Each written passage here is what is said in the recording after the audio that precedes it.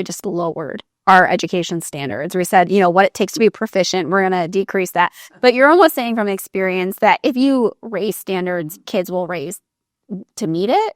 Well, there is a systematic abandonment of standards. And we have to understand that this is happening nationally because it's almost as if the unions have given up on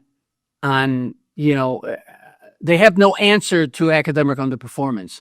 So what they're doing is they're faulting the tests. They're trying to change the report card or get rid of the report card altogether. So you've seen it. You saw it at the state level. They're claiming that they're bringing their standards, their equivalency or proficiency standards in line with the national standards. Now, what you're doing is you're lowering standards. Don't try to pretend or rationalize what you're doing.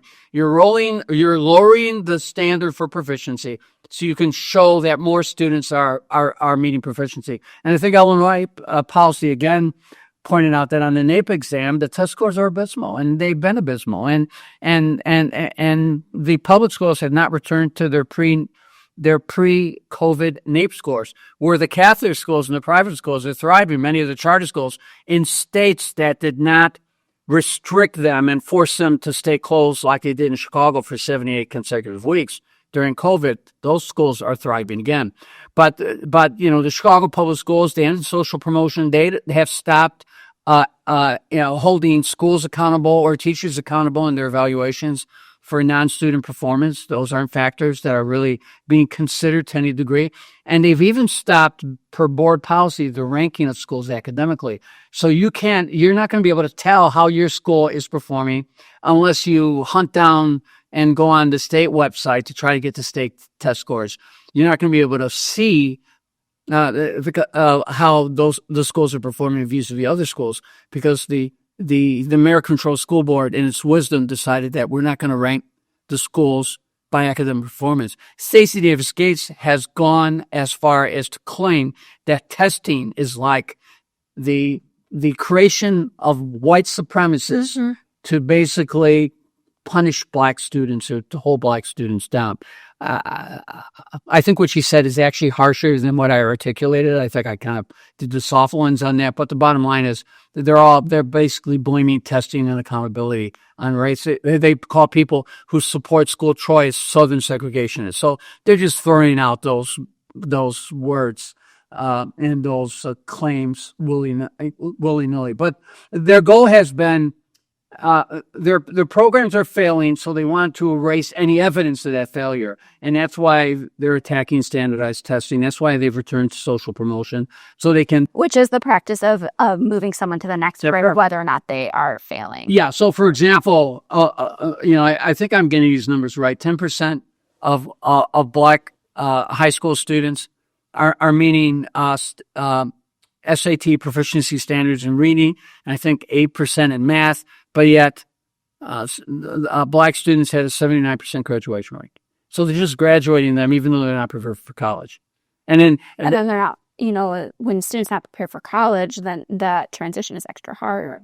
One last thing about education before we move on, but I think, if you live in any other area of Illinois, your choices are you go to your local neighborhood school, or you find a private school, or you homeschool, right? Like there aren't these robust school choice options. So I think people don't always realize if you go to like when I'm talking to mom friends who are living in other major cities, their options for starting a public elementary school are so vast. Like they have, wilderness nature schools and there's developmental schools. And so I think this idea of public school choice to some people just sounds really odd because they don't realize that it is more common elsewhere. Yeah, well, it used to be more common in Chicago too. I mean, the whole strategy behind not only replicating the magnet schools like Whitney Young, but then going in and replicating the magnet programs like the International Baccalaureate program, which is an extraordinarily high achieving program. Every school that brings an IB into their high school is a school. Their enrollment improves, their test scores improve. So there are like 20, 22, 23 IB schools and the World Language Academies. The whole idea was to provide more public school choice. Now we opened charters and our biggest charter network was actually a network of alternative schools that were open for students that dropped out, or students who had gotten incarcerated and they were released and they could not return to the neighborhood schools.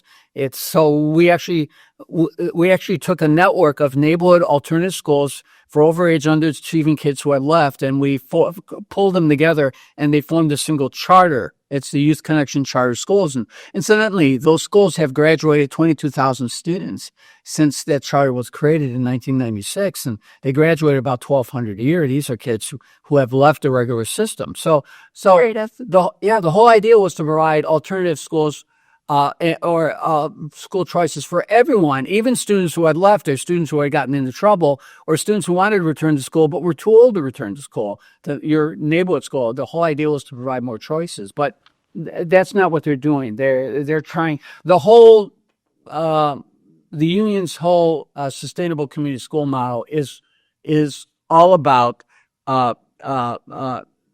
turning every school into a union-dominated school that gets funding, that gets a certain level of funding regardless of its enrollment, that is not impacted when the enrollment declines, that is a union-run school that is governed by this really restrictive union contract that prevents both principals and their elected local school councils from doing things in those schools that in any way impact the union members. And that's what they're pushing.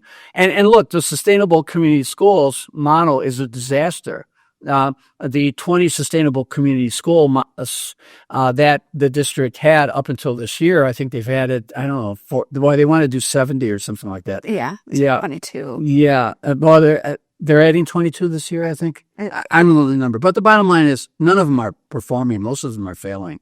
I mean, their test scores are abysmal. They're all under-enrolled. And look, what's the model? What is it? Manly High School, West Side, 78 kids, 27 faculty. The high school was built for 1,200. When it had 800 kids back in 95, I remodeled it. It's a WPA school. It's a beautiful school, $10 million. Now it's empty.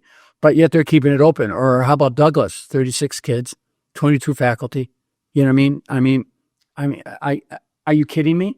You know, and IPI carried an article that I did for them comparing Manly School with Hope Academy. Hope Academy is this private school founded by a Catholic layman, outstanding school, one of the top performing private schools on the West Side, overwhelmingly Black and Latino students, high